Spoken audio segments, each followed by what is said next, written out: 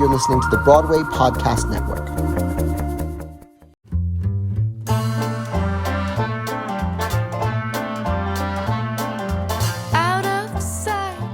Hi, I'm Joe Iconis. And I'm Jennifer Ashley Tepper. And on today's episode of the Album Podcast, we're going to be talking about Out of Sight, Out of Mind, the Buddy song, as performed by Krysta Rodriguez. This song is a rare cut, a lesser-known gem in the Iconis catalog, if you will. But as performed by Krysta Rodriguez and posted on YouTube, the video of that song has gotten Joe a lot of questions over the years. On this episode, we dive deep into those questions. Yeah, and it's definitely one of my more mysterious songs.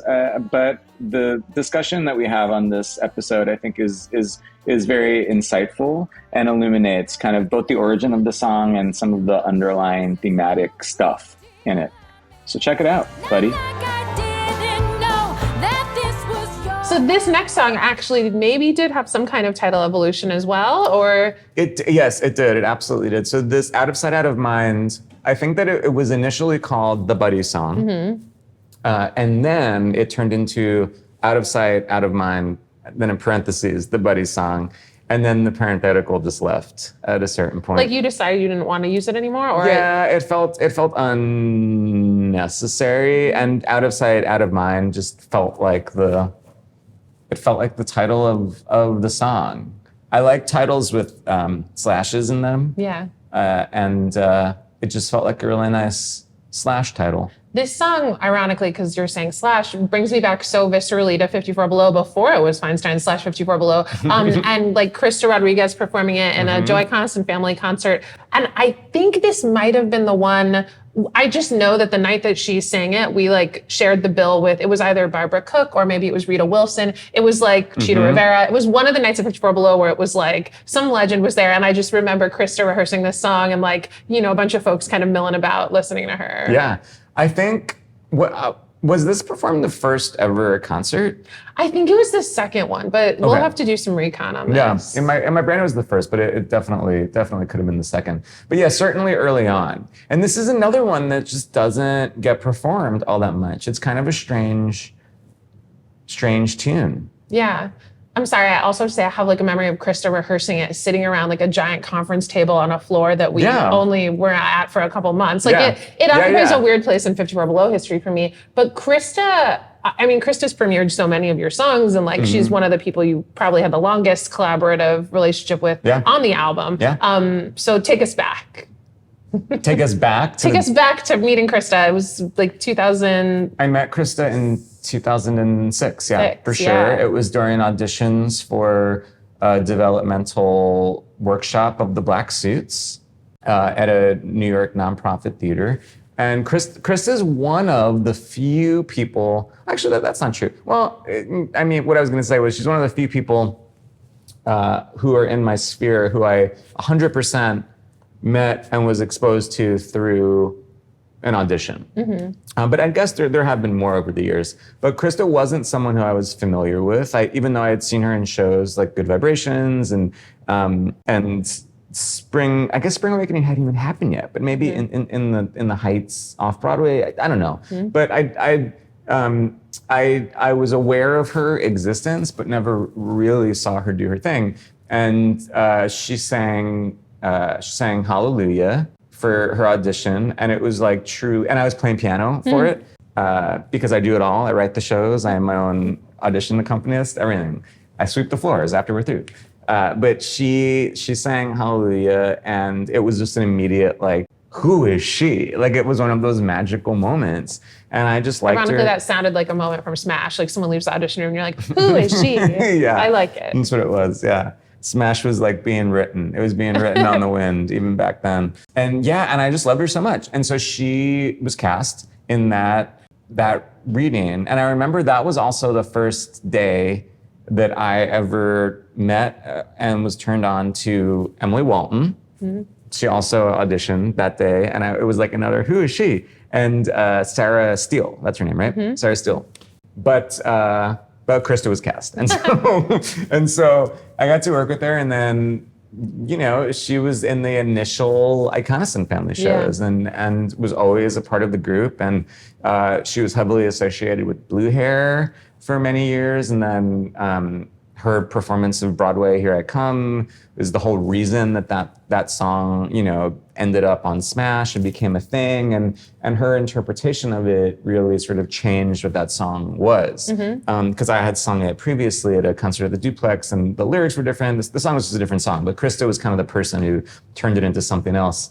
Which is just to say that I think that she is just the greatest. I think she's an amazing actor. I think she's an amazing singer, an amazing presence. She feels so contemporary, but also feels like such a throwback performer. It's like Krysta Rodriguez. You could just take her as is and transport her to 1973, and no one would be like, who's this girl from the future? It would just sort of like be fine. And I kind of feel like you could do the same. You could take her and you could put her in 1945, and it would be the same thing. Like no one would be like freaked out by Future Girl. Timeless. She's Krysta timeless. Rodriguez. She's timeless. Yeah.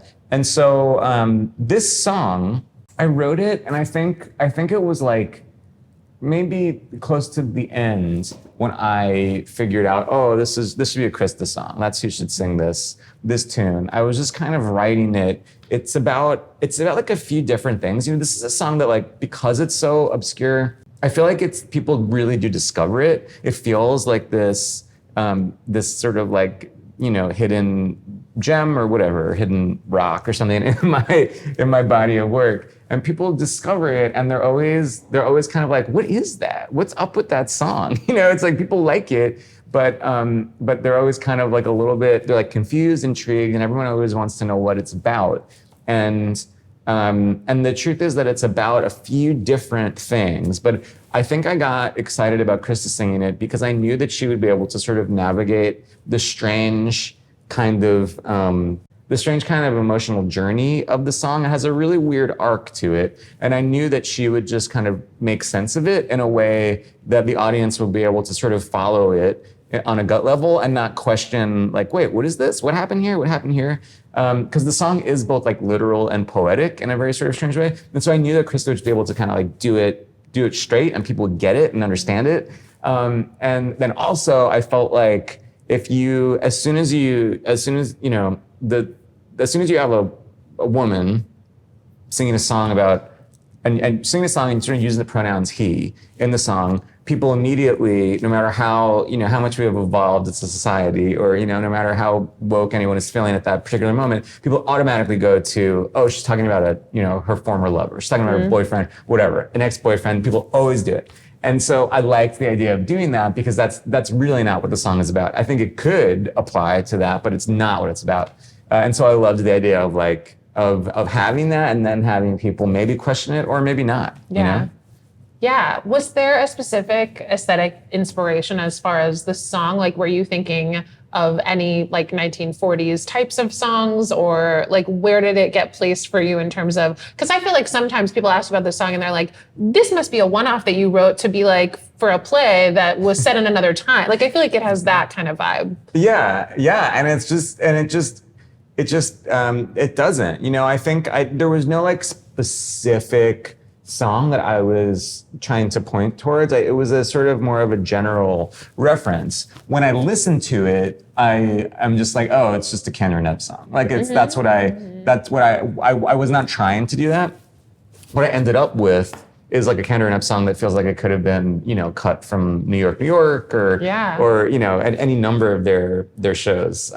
It feels, I feel like the time period for the first 3/4 of the song is just kind of like, it's like yesterday, it's just like, it's the time period is like back then. Right. It feels a little 20s, it feels a little 40s, it feels a little like 40s that's filtered through the 70s, it's just sort of like, it's Cantor and Ebb style. Yeah, I get Cantor that. and Ebb, and I think that, and the Charlie Rosen orchestration, I think really pushed it that way too. There's like a little banjo in there, which really takes me to a John Kander place. And then he put this woodwind line that when the first time it happens, it's like a counter melody. It goes do do do do do do do, which sounds exactly like If You Could See Her from Cabaret. And so I think it sort of turned into a little bit of an unintentional Cantor and Ebb homage. But the reason I sort of wanted to do it, to write in the sort of like pastiche timeless, or pastiche like very time period focused style, was because I wanted to sort of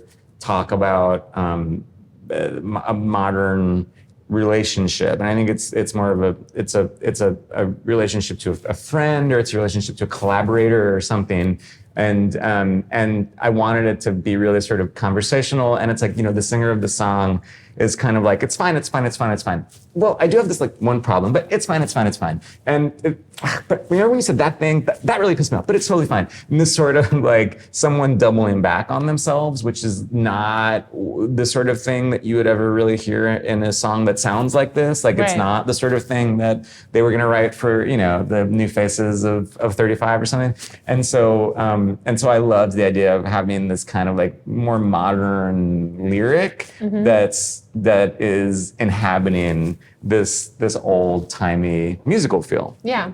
And then, 3/4 of the way through the song, it switches and then turns into a totally different song. And the vibe of that song is it feels contemporary, but I think it feels contemporary in like a 1970s way. Yeah. It's like, and which again, I wasn't even intentionally doing. I just knew I wanted to like drop all of the pastiche shit and just have it be something that feels like it never would have been written in that time. Yeah. Because it feels like the singer of the song is, for the first time, not trying to dress up the pain that they're feeling because they feel like they're not supposed to feel it. They're just like giving it to this other person straight and just being honest. And what that honesty sounds like is just sadness and loneliness. And so I knew I wanted it to feel totally different before it goes back to the pastiche thing at the very end. But as we were recording it, Ian Keggy kept referring to it as the Elton John section. And so now it's like, now when I hear it, I'm like, oh yeah, this sounds like an Elton John, song from like 1974 or something. I never thought of that. Yeah, but it's just that sort of like piano ballad, like contemporary, or I guess if it's in the 70s, it's retro, but piano ballad where the person is just sort of like dropping their pretenses. And talk us through, so as you said, like it is one of the more rarely performed songs. When has it been performed other than, like, talk us through the song history?